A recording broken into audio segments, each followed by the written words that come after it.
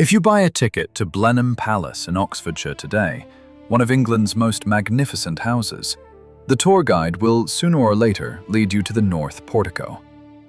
You will be told to look up. There, several meters high from the ceiling, huge, eerily blue eyes will gaze down at you. They were painted almost 100 years ago. They watch every tourist, every descendant of Winston Churchill passing over these slabs. The guides will politely explain that these are the eyes of the second wife of the 9th Duke of Marlborough, Gladys Deacon. They will say that she was the most beautiful woman of her time.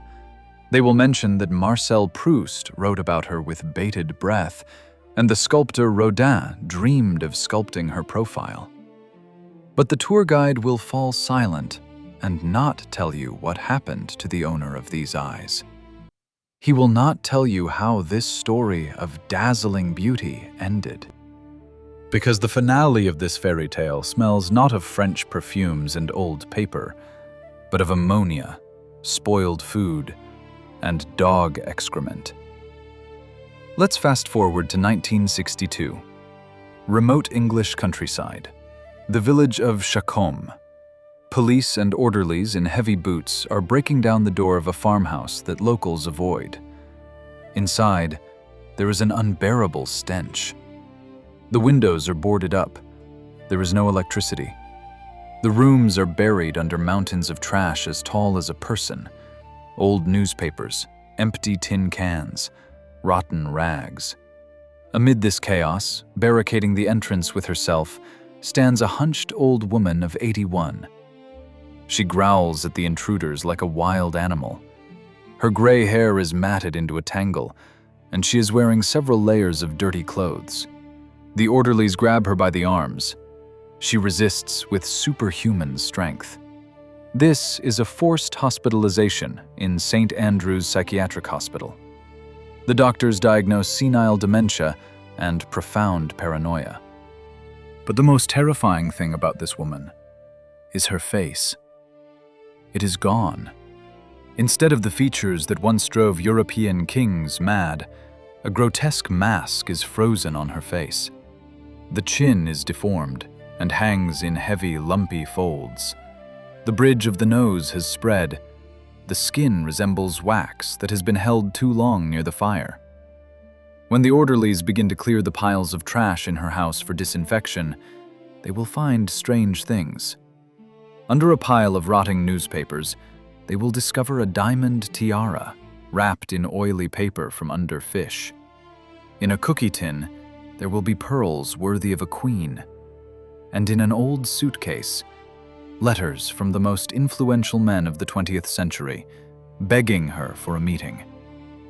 The woman who was just taken to the madhouse was named Gladys Marie Deacon. The irony of fate is that she destroyed herself not with drugs or alcohol. It killed her, that which millions of social media users strive for today. It killed her, the manic desire to improve her appearance. Gladys Deacon became the first victim of modern cosmetology, long before the invention of Botox and fillers. In the early 20th century, when medicine still bordered on shamanism, she decided to correct nature. She didn't want to be just beautiful. She wanted to be divine. She demanded a perfect Greek profile, a straight line from the forehead to the tip of the nose without a single indentation. And she found a doctor who agreed to inject hot paraffin under her skin. Paraffin. Ordinary paraffin. She didn't know that this material had a tendency to migrate. Over time, under the influence of gravity and body heat, the paraffin began to drip downward, accumulating in the chin and forming monstrous tumors that doctors call paraffinomas. Her legendary beauty, her main asset into which she invested her entire life, literally melted away. This story has everything we love. Mad money, the greatest palaces in the world, stolen husbands, and retribution that came with biblical cruelty. We will see how a murderer's daughter became a duchess. We will calculate how much each of her steps to the altar cost. We will peek into the account books of Blenheim Palace and see how the world's most desired woman turned into a recluse who banned mirrors in her house. Forget romantic fairy tales about aristocratic love. Before you is a medical history, a history of narcissism elevated to the absolute, a story about what happens when a person tries to buy eternal youth from God, but pays with their sanity. Gladys Deacon wanted to be looked at forever, and she achieved it. Her eyes still gaze from the palace ceiling, while her body rotted in an unmarked grave. To understand why a woman would decide to inject hot wax into her face, we must go back 30 years. We must find ourselves not in the operating room, but in the corridor of the luxurious, splendid hotel in French Cannes. The date is February 18th, 1892. Exactly on this day, the childhood of 11-year-old Gladys Deacon ended, and her war with reality began. Her father, Edward Parker Deacon, was a wealthy Boston banker. But this was not the type of wealth we saw in the Rockefellers or Carnegies. These were the so-called old money, New England aristocracy. Edward was a man with an unstable psyche, explosive temperament, and pathological jealousy. And, unfortunately, he had reasons for this jealousy. His wife, Gladys's mother, Florence Baldwin, was a socialite of the sort for whom flirting was as necessary as air. She collected men just as her husband collected problems. That evening, Edward Deacon returned to the hotel unexpectedly. He went up to their suite, clutching a revolver in his pocket. In the room, he found not only his wife, but also the French diplomat, Émile Abel. The scene was classic, as if from a cheap pulp novel, but the consequences were fatal. Edward didn't shout. He simply drew his weapon. 3 shots tore through the silence of the velvet season in Cannes. Émile Abel collapsed onto the carpet, staining the expensive French patterns with blood. He didn't die immediately, but later, in the hospital, in agony. The scandal was colossal. It wasn't just murder, it was the public destruction of the family's reputation. Newspapers on both sides of the Atlantic savored every detail. What the unfaithful wife was wearing, the caliber of the revolver, how exactly the dying lover screamed. Gladys was there. She saw and heard everything. The girl who should have been learning to play the piano and embroider received the main lesson of her life. Love is weakness. Love is blood on the carpet. Passion leads to prison or death. Gladys's father was arrested.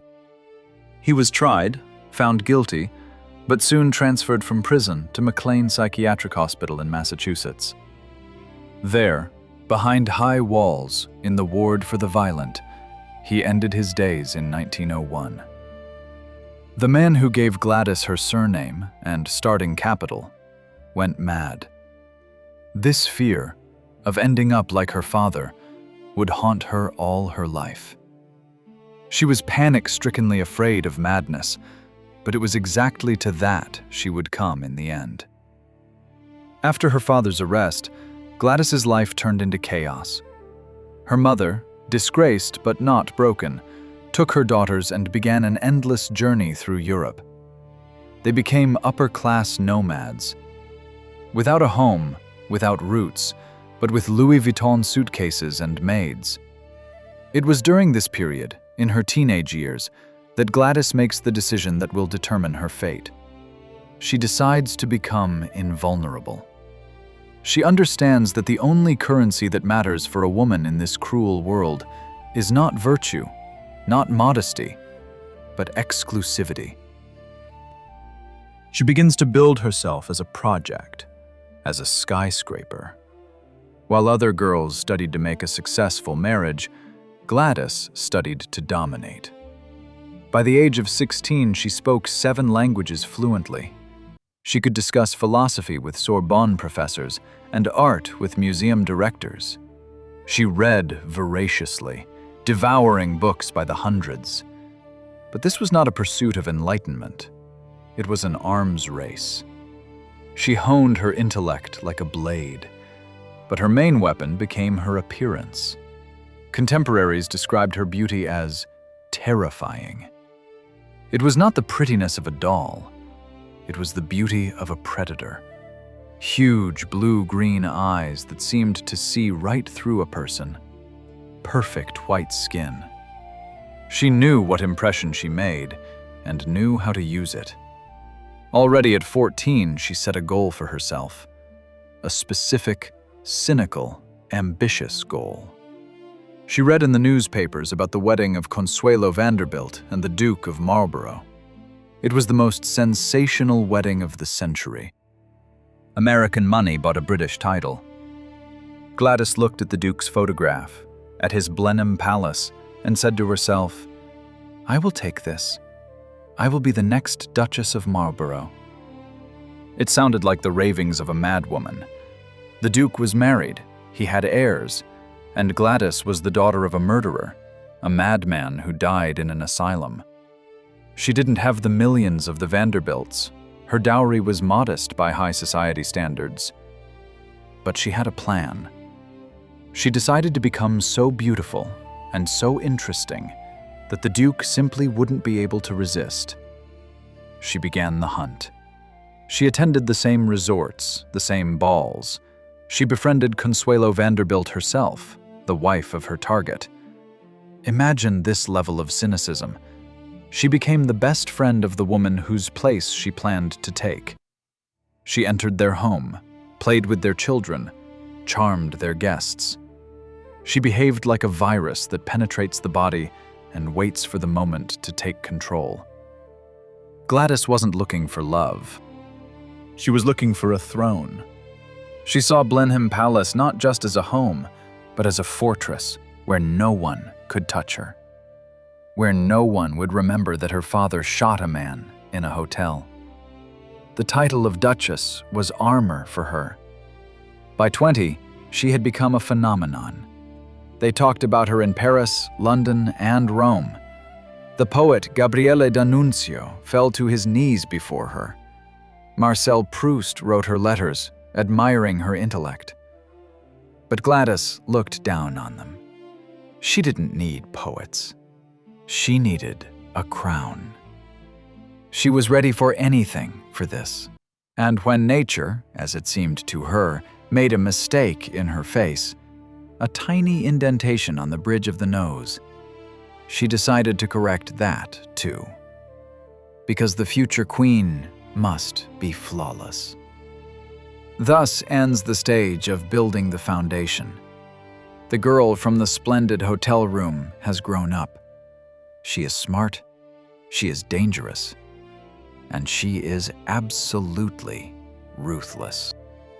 Ahead lies the beginning of the big game, where the stake will not be just a man's heart, but one of England's greatest names. The beginning of the 20th century, Europe is experiencing its last, brightest, and most decadent carnival before choking on the blood of the First World War. This is the era that the French will call Belle Époque, and the British, Edwardian Summer. A time when champagne flowed like a river, and diamonds were measured not in carats, but in kilograms. In this sparkling carousel, Gladys Deacon took a seat in the front row. She was not just a participant in high society, she was its main trophy. Imagine a woman who rejects the heir to the German throne. Wilhelm, Crown Prince of Prussia, the future Kaiser, was so enchanted by her that he gave her a ring, which she accepted, but did not marry him. Too boring, she decided. The Duke of Norfolk, the first peer of England, a man whose fortune could buy a small country, courted her. She rejected him too. She didn't need just money, or just a title. She needed worship. Gladys Deacon created a cult around herself. Unlike other society beauties who knew only how to smile sweetly and change outfits from Charles Worth, Gladys was an intellectual monster. She turned her erudition into a fetish. Art historian Bernard Berenson, whose taste was considered law, called her a miracle. Marcel Proust, the great recluse and analyst of human souls, wrote about her with reverence bordering on religious ecstasy. I have never seen a girl with such beauty, such magnificent intellect, such kindness and charm. She played with these men like a cat with mice. She took pleasure in making philosophers blush and dukes stutter. But behind this facade of triumph lurked rot. Gladys was a golden vagabond. She had no home of her own. She lived in guest bedrooms of other people's palaces, parasitizing on the hospitality of friends, including that of the Duke of Marlborough and his wife, Consuelo. She slept on silk sheets that weren't hers, and ate from golden plates she couldn't afford to buy. This gave rise to a monstrous inferiority complex mixed with megalomania in her. She had to be not just better than others, she had to become ideal, absolute, divine. And here begins the most chilling chapter of her Golden Age. Gladys looked in the mirror and found a flaw. Her profile. It seemed to her that a tiny, natural indentation between the forehead and nose made her ordinary. She dreamed of a Greek profile, a perfectly straight line found only on ancient statues. Such anatomy is not inherent to living people, but Gladys didn't want to be a living person. She wanted to be the statue Galatea brought to life. In 1903, at the age of 22, she finds a doctor willing to fulfill her mad whim. Cosmetology in the modern sense did not exist. It was a zone of experiments bordering on crime. Doctors were only beginning to try injections for appearance correction. And the most popular material of that time was paraffin. Hot, liquid, wax. Think about it. A girl with a brilliant education, reading Plato in the original, voluntarily agrees to a procedure that would make any dermatologist faint today. The doctor injects melted paraffin under the skin of her nose bridge. While the wax hasn't hardened, he molds her new nose shape with his fingers, like a sculptor working with clay. The pain was hellish. But when the swelling subsided, Gladys looked in the mirror and saw what she wanted. The line was straight. She had achieved it. She had corrected nature. The world gasped at her new, otherworldly beauty. She looked like a goddess descended from Olympus. No one knew that inside her face, a time bomb was planted. This was the apotheosis of vanity in the Gilded Age. On the outside, a dazzling, flawless facade created artificially. Inside, a foreign body, a chemical substance that would inevitably conflict with living tissue. But for now, in the early 20th century, Gladys celebrated victory. She continued her siege of Blenheim Palace. She became the shadow of the Duke of Marlborough. While his lawful wife, Consuelo, engaged in charity and tried to save face in an unhappy marriage, Gladys was slowly but steadily displacing her. She was smarter than Consuelo. She was brighter. And now, with her Greek profile, she felt invincible. Society whispered. Everyone saw this strange triangle. The unhappy wife, the cold duke, and the dazzling predator living under their roof. Gladys was not embarrassed. At balls, she appeared in outfits that violated all rules of decency, but were so luxurious that no one dared reproach her. She wore tiaras as if born in them. But the gold of the era was already beginning to fade. Doctors warned that paraffin could be dangerous, but who listens to doctors when eternal youth is at stake? Gladys was convinced that the laws of physics and biology did not apply to her. She believed she had struck a deal with eternity. No one at that moment could have foreseen the price of this deal. No one knew that this perfect wax nose would become her curse, that the substance meant to make her the most beautiful woman in the world would, in a few years, begin to melt, drip, and turn her face into a mask from a horror movie. But for now, the music plays, the champagne is ice cold, and the laughter rings out. Gladys Deacon stands on the terrace, her profile flawless in the moonlight, and she believes the whole world lies at her feet. She doesn't yet know that she has already lost. She is the living embodiment of her era, a beautiful wrapper concealing a catastrophe beneath.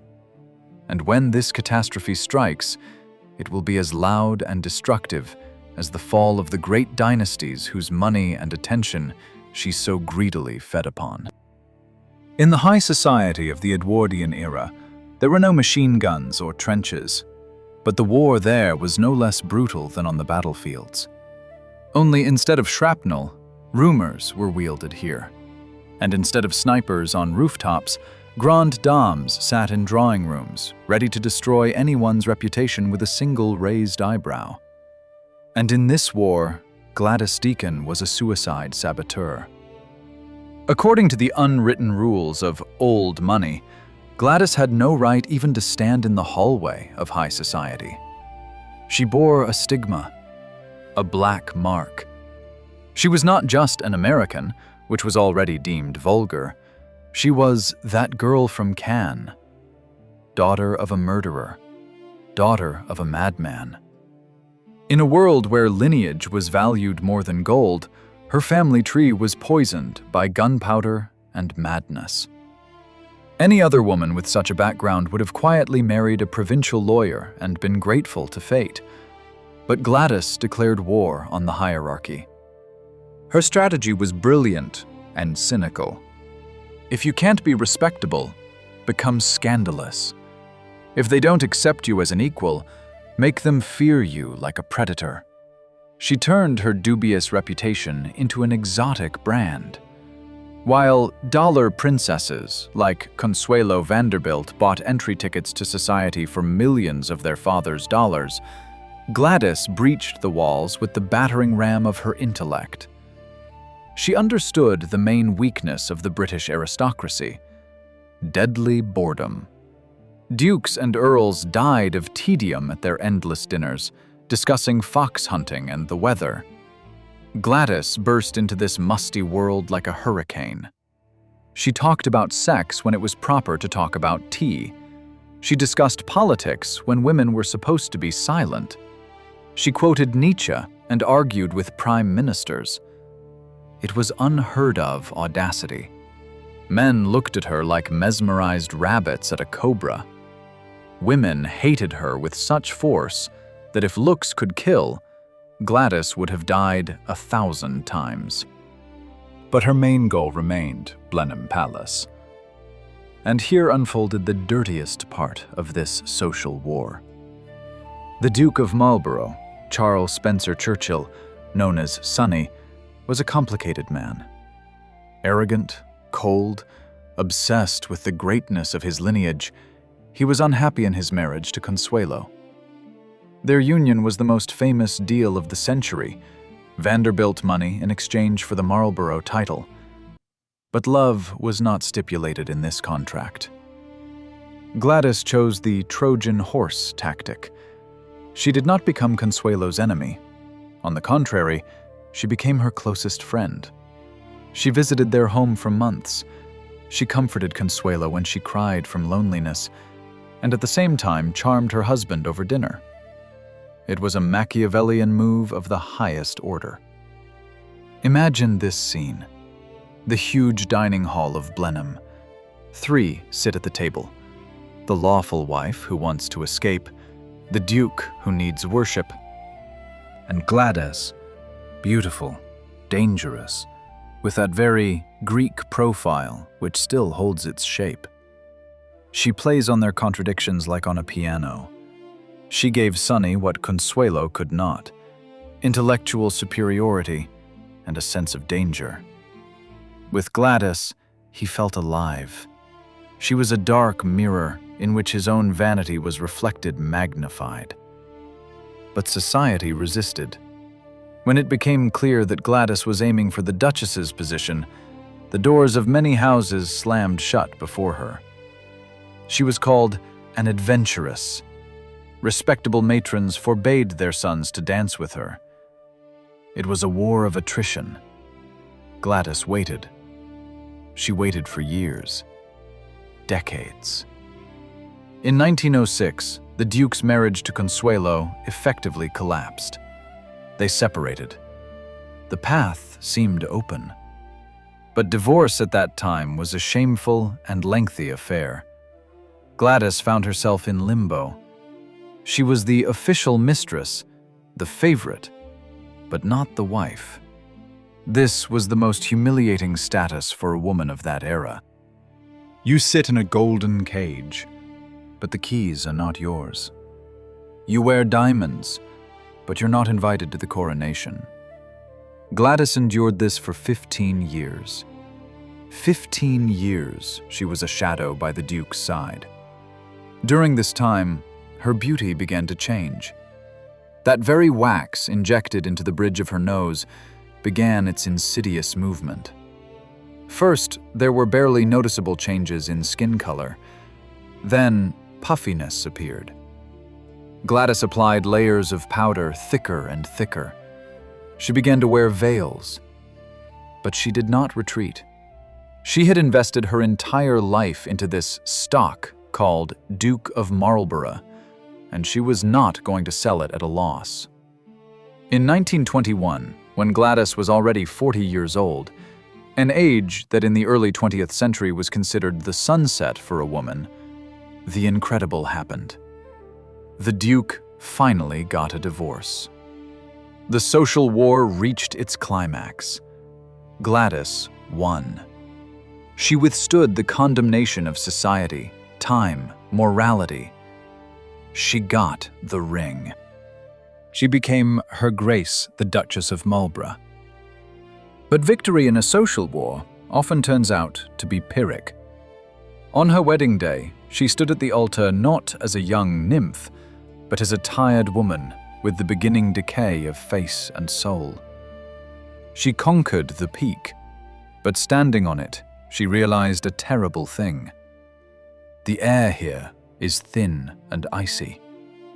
And the man for whom she spent 20 years of her life turned out not to be a handsome prince, but a despotic neurotic who loved his palace more than any living being. She entered Blenheim as the mistress.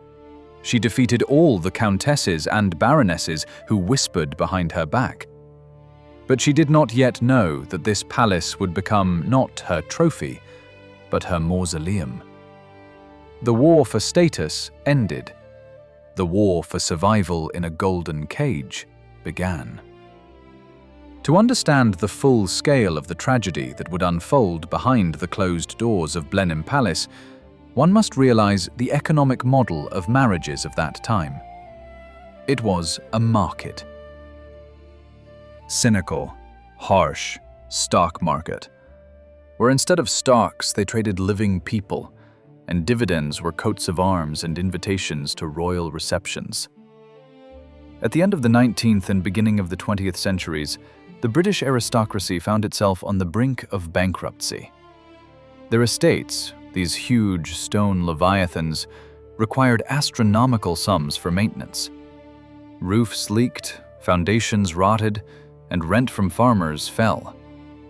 Salvation came from across the ocean. American nouveau riche, kings of railroads and steel, had mountains of cash, but lacked the main thing: history. They needed class. The British needed money. Thus was born the industry of dollar princesses. The Duke of Marlborough, Sonny, had already pulled off such a deal once. In 1895, he married Consuelo Vanderbilt. It was a shotgun wedding. Consuelo's mother literally forced her daughter to marry by threatening a heart attack.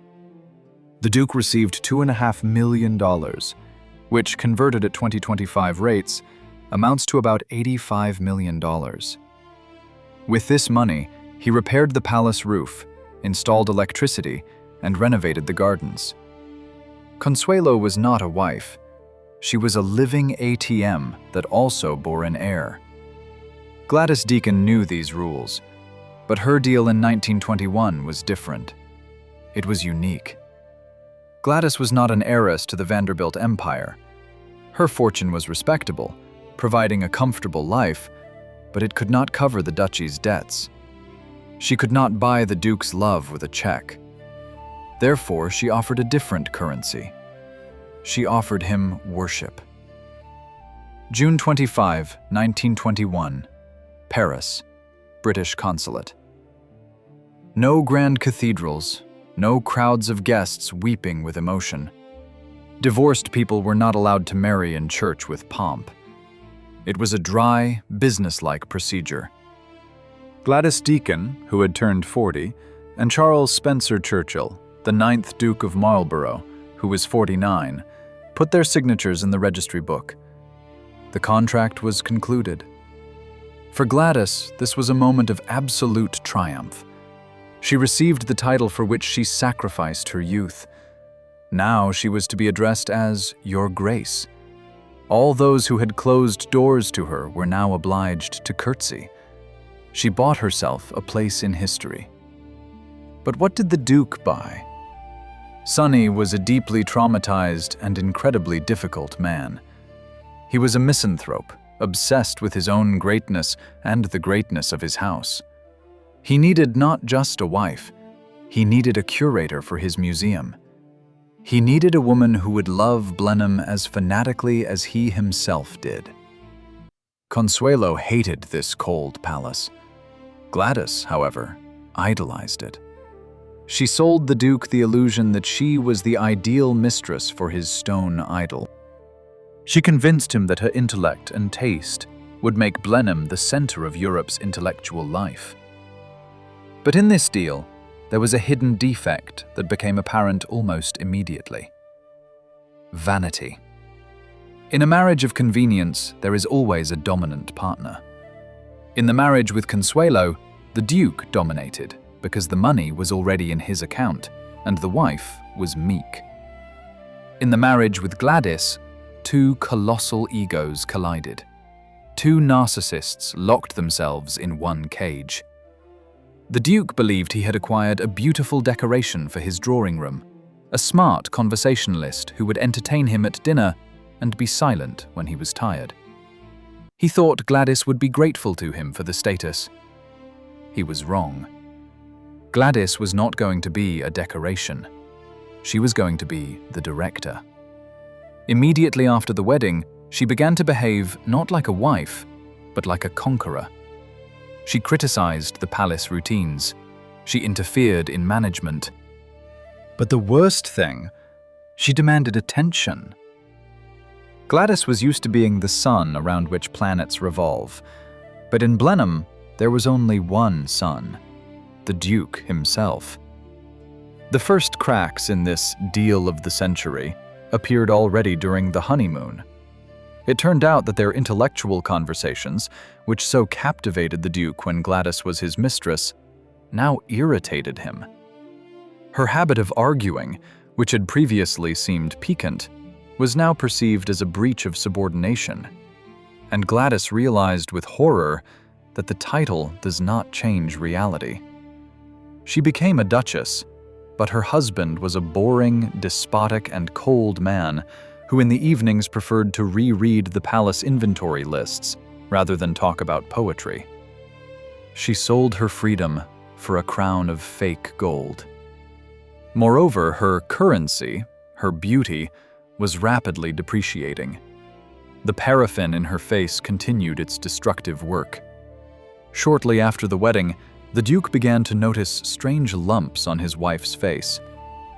The wax mask was beginning to melt. The goods he had acquired turned out to be defective. This was a classic conflict of expectations. He wanted an obedient statue. She wanted power. Both believed they had been deceived by the other, and when the euphoria of victory passed, they were left alone in the huge, drafty palace, with the realization that this deal would be their sentence. Gladys thought that the wedding was the finish line, after which eternal bliss follows. In fact, it was the starting shot to years of hell, mutual humiliations, and a cold war that would unfold in the corridors of one of England's most beautiful buildings. She got the title, but lost the right to happiness, and the price of this loss would grow every day, like interest on a predatory loan. Blenheim Palace is not a home. It is a stone monster disguised as an architectural masterpiece. It is the only non-royal and non-episcopal country house in England that bears the title palace. It was built at the beginning of the 18th century by architect John Vanbrugh, and he built it not so that people could live comfortably there. He was building a decoration for a military triumph. When Gladys Deacon moved in here, she found herself inside a building that occupies almost 3 hectares of land. There are 187 rooms, but in none of them could one feel warmth. Let's walk through these corridors. Imagine the scale. To simply go from the Duchess's bedroom to the dining room, one had to undertake a small journey. Ceilings 10 meters high absorbed any sound. The human voice here turned into a pitiful squeak. Walls were hung with tapestries depicting the bloody battles of the Duke's ancestor, John Churchill. You wake up and see war. You go to breakfast and see war. Daily life in this palace was organized with military precision and absurd cruelty. An army of servants, more than 40 inside the house and dozens more gardeners outside, worked like an invisible mechanism. Each footman had his own narrowly specialized function. There was a person whose sole task was to clean and refill the oil lamps. There was a person who ironed the morning newspapers with an iron so that the printer's ink wouldn't stain the Duke's hands. This was architecture of power. The Duke of Marlborough, Sonny, was a fanatic of etiquette. He used this house as a weapon against his own wife. He insisted that every dinner be conducted like a state ceremony, even if they dined alone. Imagine this scene that chills the blood. A long mahogany table designed for 30 people. Candles in massive silver candelabras. At one end of the table sits the Duke. At the other, 15 meters away from him, Gladys. Between them, a desert of polished wood and cold porcelain. To tell her husband, "Pass the salt," one had to raise one's voice.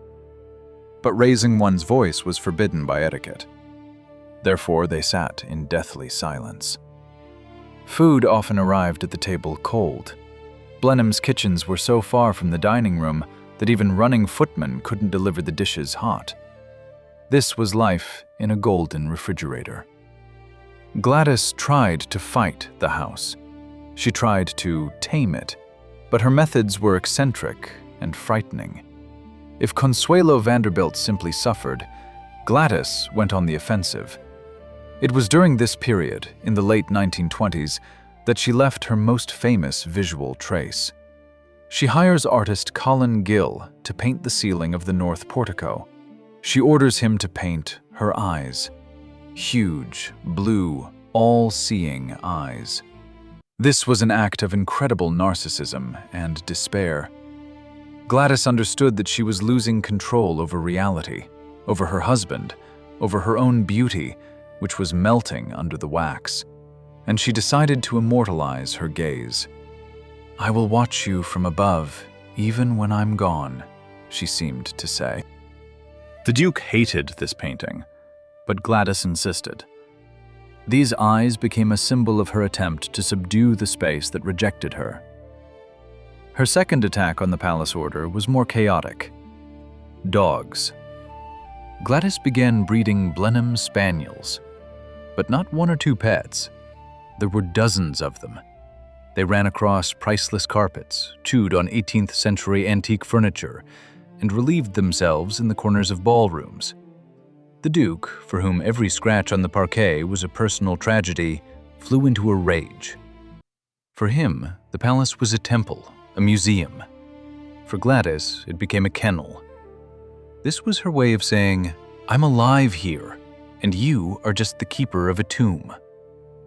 Tension grew every day. Documents preserved evidence that dinners were becoming increasingly strange. Gladys began bringing a loaded revolver to the table. She placed it next to her soup plate. She did not threaten directly, she simply placed it on the tablecloth, a small, shiny, deadly object among the silver forks. The Duke asked, "What is this for, dear?" She replied with a mysterious smile, "Just in case, Sonny. Times are restless these days." In reality, this was a cry for help. She was bored to madness. She was lonely to the point of hallucinations. Isolation in Blenheim was destroying her psyche faster than the paraffin was destroying her face. She was Europe's smartest woman, locked in the wilderness with a man who did not want to hear her. Luxury no longer pleased. Carrara marble seemed like a tombstone. Tapestries on the walls choked with dust. Gladys began to understand that this house sucked life out of people to sustain its own grandeur. Blenheim did not need residents. It needed victims. By the end of the 1920s, the palace was finally divided into two warring camps. The Duke barricaded himself in his wing, surrounded by servant spies. Gladys took up defense in her apartments, surrounded by dogs and books. The great love, for which fates were broken, turned into a siege. It was here, in these cold rooms, that Gladys began to lose touch with the world. She stopped looking in mirrors because the reflection frightened her. But she was still watching her husband, with her eyes painted on the ceiling, not realizing that the finale was already written. And this finale would not be in the palace bedroom, but in dirt and oblivion. By the beginning of the 1930s, Blenheim Palace had turned into a set for a Gothic horror film. From the outside, it was still the same majestic monument to British glory, which tourists and politicians strived to visit. But inside, behind the heavy oak doors, the air was poisoned with hatred, fear, and the smell of decay. What the doctors had warned about 30 years earlier began to come true with nightmarish precision. The subcutaneous paraffin, which once gave her the perfect Greek profile, entered into an irreversible reaction with the tissues. Gravity proved to be a merciless sculptor. The wax flowed downward. It began to accumulate in the lower part of the face, forming heavy, lumpy thickenings on the chin. Gladys, who had worshipped her beauty all her life, now watched in horror as her face turned into a shapeless mask. Red, inflamed spots appeared. She tried to hide it with a thick layer of makeup, but the skin's texture could not be covered up. The woman who had been called a wonder of the world now avoided bright light. She ordered the curtains in her apartments to be drawn. Semi-darkness became her only ally. But the rot touched not only the flesh, it was corroding her mind. Having lost control over her face, Gladys tried to compensate by exerting total control over the space around her. Her behavior became not just eccentric, but frightening. Blenheim Palace, this temple of order, she turned into chaos. The main agents of this chaos were her dogs. She bred a whole pack of Blenheim Spaniels. These were not well-trained pets, but a wild horde to which everything was permitted. They slept on 18th century beds, tore priceless silk upholstery with their claws, and, most horrifying for the prim servants, relieved themselves right on the Persian carpets in the grand halls. The smell of dog urine mixed with the scent of Gladys's expensive perfumes, creating a nauseating atmosphere of decay. The Duke of Marlborough, a man for whom order was a religion, was on the verge of a nervous breakdown. He watched as the woman he had brought into the house as a decoration methodically destroyed his legacy. He tried to fight back. He fired servants who indulged the Duchess's whims. He forbade her from entering certain wings of the palace. But this only spurred Gladys on. She began a guerrilla war. There is a known incident when, during a formal dinner attended by important political figures, Gladys began loudly discussing intimate details of their marital life. The Duke turned pale with rage. The guests buried their faces in their plates, wishing they could sink through the floor. Gladys reveled in this effect. If she could no longer be the most beautiful, she decided to become the most scandalous. Her jealousy grew into paranoia. It seemed to her that the Duke and the servants were conspiring against her. She began writing strange letters full of accusations. In her diaries from that time, the handwriting becomes jagged, thoughts jumbled. She accused her husband of stealing her youth, and in a sense, she was right. He took her best version, and now, when the goods had spoiled, he wanted to arrange a return. The Duke of Marlborough, in turn, found solace in religion and hatred. In 1927, he converted to Catholicism. Officially, this was needed to attempt annulling his first marriage to Consuelo, but in fact, it became yet another wall between him and Gladys, who was an atheist and mocked his piety. The situation reached a boiling point when Gladys stopped letting anyone into her bedroom. She barricaded herself. She lived in filth, among scraps and dogs, in one of the most luxurious rooms in Europe. This was a protest. This was a cry of despair. She wanted Sonny to see not the Duchess, but a person who was in pain. But Sonny saw only a mad old woman ruining his furniture. Servants whispered that the Duchess carried a revolver with her constantly, even when going to the bathroom.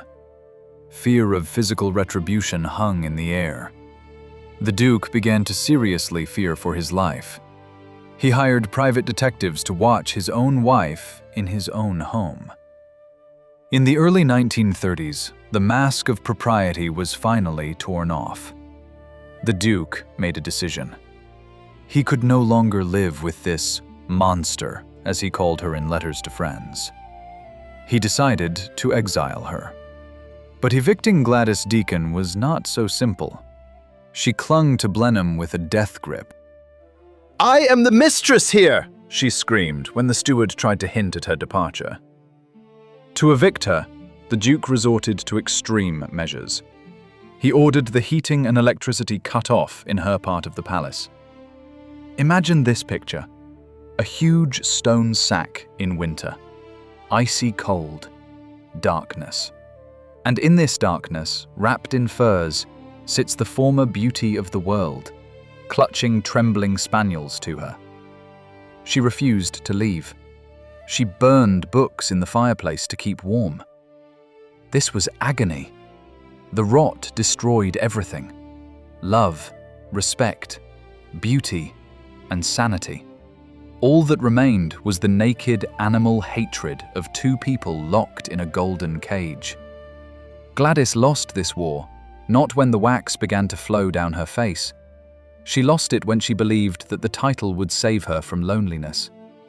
Now, sitting in the cold, dark palace, she understood.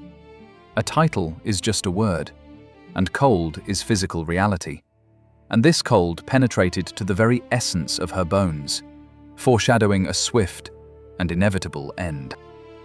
In any great tragedy, there comes a moment when fate stops whispering and starts shouting. For Gladys Deacon, this moment stretched over 2 agonizing years, ending with the clang of the closing gates of Blenheim Palace. 1933. The situation in the palace reached absurdity. One of the most powerful aristocrats of the British Empire, the 9th Duke of Marlborough, a man owning lands and titles, fled his own home. He simply couldn't take it anymore. He couldn't evict Gladys, who clung to Blenheim's walls like a tick, so he left himself. The Duke moved to a London hotel. Imagine the humiliation of this situation. The palace owner lives in a hotel room, while his mad wife wanders the empty halls of the ancestral nest, surrounded by a pack of unclean spaniels, heating canned food on a spirit lamp because the kitchen doesn't work. This was the complete collapse of the Victorian family model. But Gladys triumphed. It seemed to her that she had won the battle for territory. She remained alone in the castle. She wrote letters to friends full of bravado, not realizing that this was the victory of a captain on a sinking ship. On June 30th, 1934, the final gong sounded. The Duke of Marlborough died. He had cancer, but many contemporaries agreed that stress killed him. Years of scandals, hatred, and living with a woman who was slowly going mad exhausted his resources. He was 62 years old. Her husband's death for Gladys was not a tragedy of losing a loved one. It became a financial and legal catastrophe. In the second when Sonny's heart stopped, Gladys ceased to be the mistress of Blenheim. She instantly turned into a dowager duchess, and the title, power, and most importantly, the keys to the palace passed to the heir. The new 10th Duke of Marlborough became Sonny's son from his first marriage to Consuelo Vanderbilt, John Albert Edward William Spencer Churchill, whom the family called Bert. And here, karma struck. Bert hated Gladys. He hated her with fierce, cold hatred. He remembered how she destroyed his mother's marriage. He remembered how she humiliated his father. He saw what she had turned the great legacy of his ancestors into, a dirty kennel with a mad old woman at the head. Bert had not a drop of his father's sentimentality. He was not going to flee to a hotel. He was going to conduct a purge. Gladys hoped that her husband's will would protect her. She counted on generous maintenance and the right to reside, but when the lawyers opened the documents, she was in for a shock. The Duke left her exactly as much as the law required, and not a penny more. He had crossed her out of his life even before he died physically. The eviction began. It was not a polite move. It was a deportation. Imagine this scene. 1935. A gray, rainy English day. Trucks for transporting furniture pull up to Blenheim's grand entrance, where royal carriages once stopped. Servants, now obeying the new young Duke, carry out Gladys's things. She tried to resist. She screamed, threatened, clung to the door frames. But force was not on her side. The new Duke made it clear to her, if she did not leave voluntarily, she would be led out by policemen. This was the point of no return. Gladys Deacon, the woman who had laid 30 years of her life, her reputation, and her face on the altar of this palace, was thrown out onto the street like a servant caught stealing silver. She exited through the north portico. She looked up. From the ceiling, those same blue eyes gazed at her, which she had ordered painted several years ago. "I am still here," the painted eyes seemed to say. "You are no longer here," the echo of the empty corridors replied. She took with her everything she could, and it was a pitiful sight. Not only jewels and dresses, she was taking with her some unimaginable junk. Old newspapers, broken dolls, boxes of letters. Her madness, which within the palace walls looked like the eccentricity of an aristocrat, on the street turned into an obvious illness. The world she had hunted for so long turned away from her instantly. London's high society breathed a sigh of relief. No one sent her a telegram of sympathy. To them, she was that awful American who got what she deserved. The Cinderella story turned inside out. The carriage turned into a pumpkin, and the palace vanished. leaving the heroine on the roadside in rags. Gladys moved to a small house in the village, and then began her endless wanderings, changing one dwelling for another, each time more modest, more neglected. It was at this moment, in the mid-1930s, that the final break in her psyche occurred. She decided that the world was the enemy. She began to build her own fortress, no longer from marble and gold, but from trash and paranoia. She changed her name. She began calling herself Mrs. Spencer. She renounced the title that had brought her so much pain, although she continued to keep the crested paper. She began to disappear. The great beauty died on the day the gates of Blenheim closed behind her. Only the shell remained, a face disfigured by wax, a hunted gaze, and suitcases stuffed with memories of a life that turned out to be fake. Ahead of her lay another 40 years of life. 40 long, empty years. But this was no longer the life of a social lioness. This was the life of a ghost wandering the earth, frightening children and hiding from mirrors. The tragedy was complete. The curtain fell, but the actress remained on stage, forgetting that the play was over and the auditorium empty. After the expulsion from Blenheim Palace, time for Gladys Deacon seemed to coil into a tight, painful spiral. The era began that historians call the Great Leveling, which she perceived as a personal apocalypse. World War II destroyed the remnants of the world in which she had been queen. Taxes soared to the heavens. Great estates were demolished by bulldozers because aristocrats could no longer maintain them. The era of the Gilded Age finally passed into oblivion, replaced by an era of concrete socialism and practicality. But Gladys refused to accept the new reality. She bought a farm called Grange in the village of Chacombe, not far from Banbury. The name sounded pastoral, almost idyllic. It seemed the former Duchess had decided to find peace in nature. But what was happening behind the high fence of Grange Farm had nothing to do with pastoral. It was the architecture of madness. Gladys turned the farm into a bunker. She surrounded the territory with barbed wire. Warning signs appeared on the gates. She was no longer Gladys Deacon, Proust's muse and the world's most beautiful woman. For the locals, she became Mad Mrs. Spencer, an urban legend, a boogeyman with which mothers scared disobedient children. It was here that the most terrifying phase of her fall unfolded. Diogenes syndrome, or pathological hoarding. Imagine the interior of this house. It was an anti-exhibition. If in Blenheim every vase stood in its place, here things lived their own wild life. Gladys dragged everything into the house.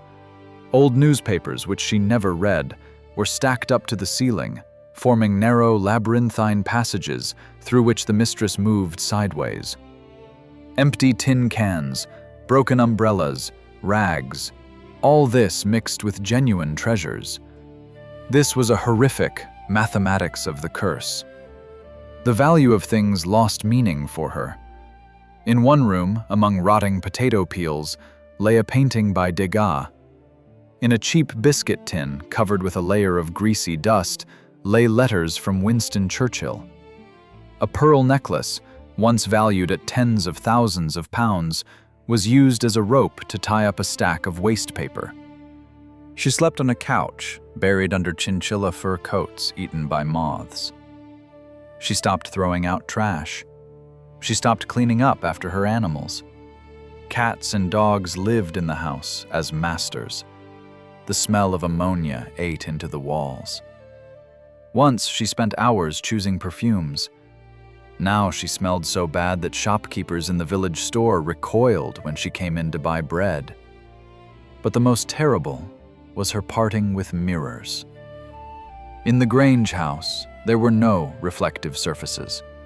All mirrors were either broken, covered, or painted over with black paint. Gladys declared war on her own reflection. The paraffin under the skin completed its work. Her chin hung like a heavy sack. Her face was lumpy, distorted. She wore wide-brimmed hats and veils, and often rubber boots combined with a man's overcoat. She only left the house at night, like a ghost. She wandered the fields, talking to herself in 5 languages. Local residents who saw this figure in the fog crossed themselves. They did not know that this strange old woman in rubber boots once made the heart of the German crown prince beat faster. Her financial situation was a paradox. She was not poor in the literal sense. She had jewels worth millions of dollars. She had accounts. But her mental poverty was absolute. She lived worse than a homeless person, possessing a queen's capital. She economized on matches and candles, sitting in the dark, while in a chest under the bed lay diamonds capable of lighting up an entire city. This was the total disintegration of personality. Gladys Deacon died long before her physical death. Only the shell remained, obsessed with preserving the past. She kept every scrap of paper, every 50-year-old receipt, as if these documents could prove that she still existed, that she was still important. She became a prisoner of her own memory. In her head, the music of 1900s balls still sounded. The compliments of Italian poets still echoed. But reality knocked on the windows, with tree branches and the howl of the wind. By the beginning of the 1960s, the situation had become critical. The house began to physically collapse. The roof leaked, the floors rotted. Gladys, who was over 80, lived in conditions incompatible with life. She cooked food on a Primus stove standing right on the floor amid the trash. She ate straight from the pot, with hands that once held ostrich feather fans. Neighbors began complaining about the smell and the rats. Social services tried to intervene, but she met them with pitchforks or barricaded the doors. "This is my castle," she screamed through the closed door. "Get out!" She defended her pile of trash just as fiercely as she once defended her rights to Blenheim. For her, there was no difference between a palace and a dump. Both were her territory, her fortress, the only place where she could hide her face from the world that rejected her. The Great Fall was complete. The woman who wanted to become a symbol of beauty became a symbol of decay. Her life turned into a grotesque installation about vanity.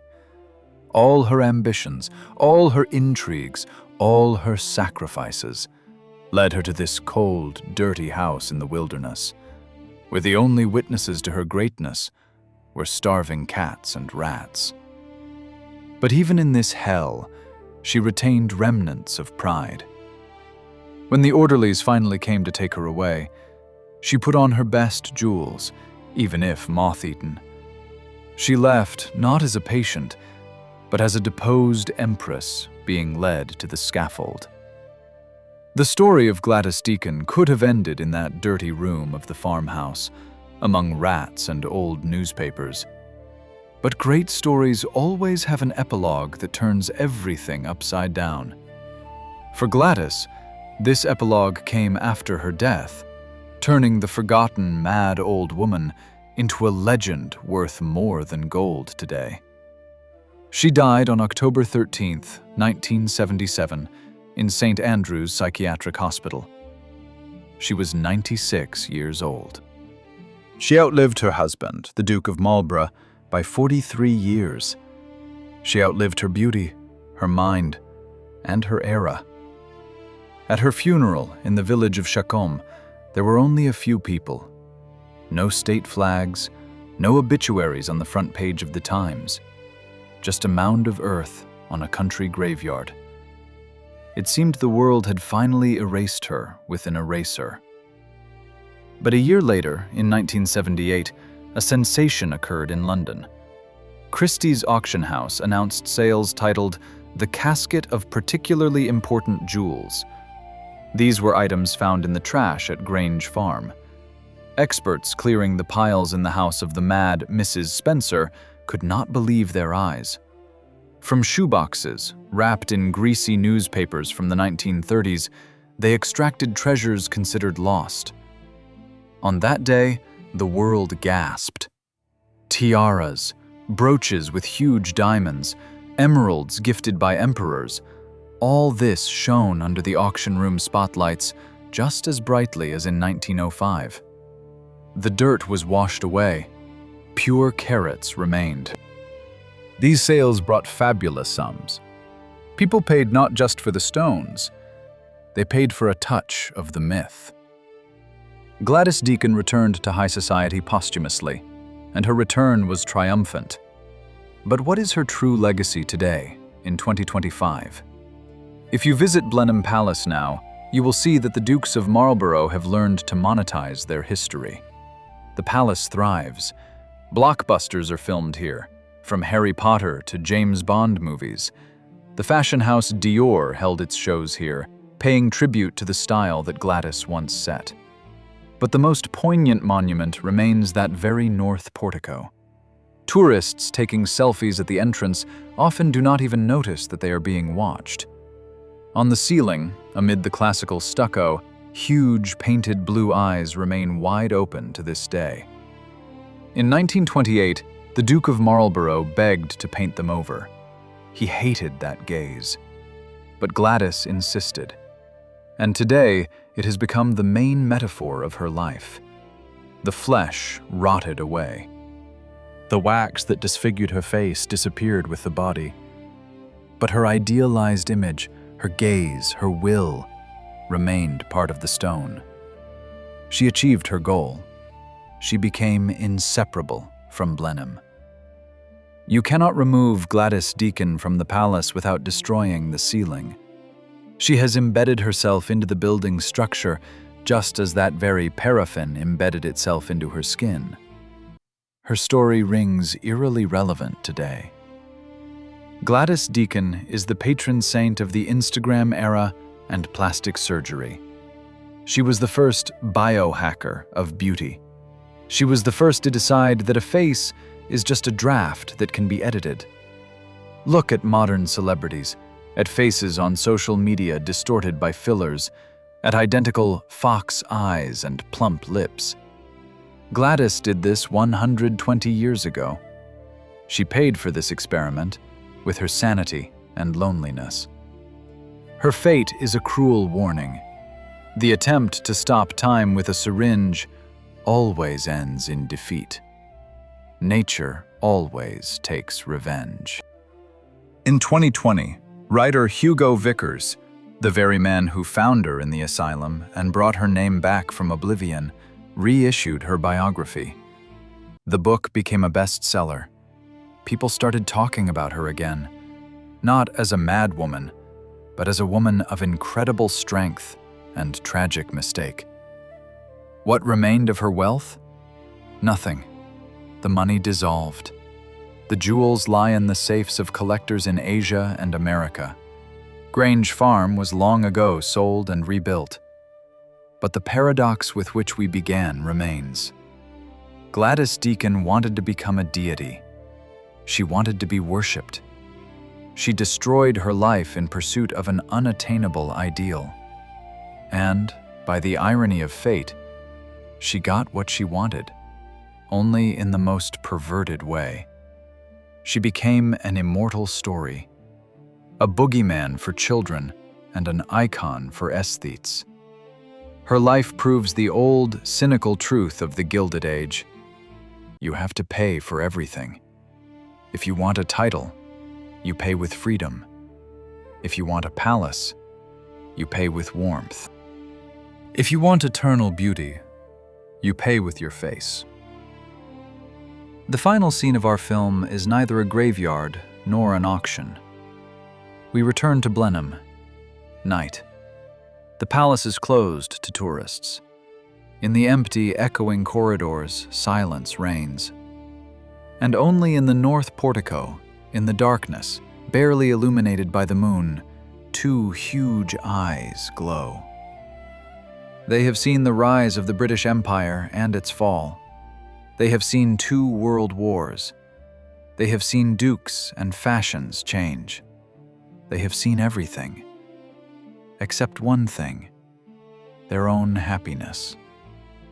Gladys Deacon is still watching, and in this gaze there is no longer arrogance or pain, only the cold eternity of stone.